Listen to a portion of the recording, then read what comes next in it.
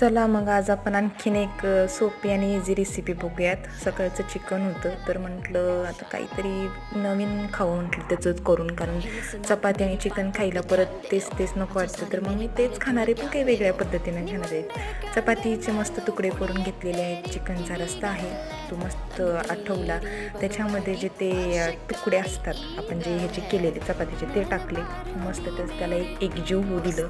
त्याच्यात मस्त तो रस्सा एकदम गेलेला आहे. त्याच्यानंतर मी वरतून कोथिंबीर टाकली, मस्तपैकी कांद्यासोबत खाऊयात. वा, ते जे आपण म्हणतात ना तुकडे वगैरे खातो, ते तुकडे शिजवलेले तशाच प्रकारचं असतं, पण याची टेस्ट भन्नाट लागते.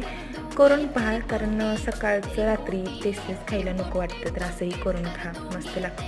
मला तर आवडलं. आता हे मला माझ्या सासूबाईंनी शिकवलं होतं, मला खूप आवडलं आहे, तर मला वाटलं की तुम्हालाही सांगावं. खूप मस्त लागतं. करा आणि मला सबस्क्राईब करा.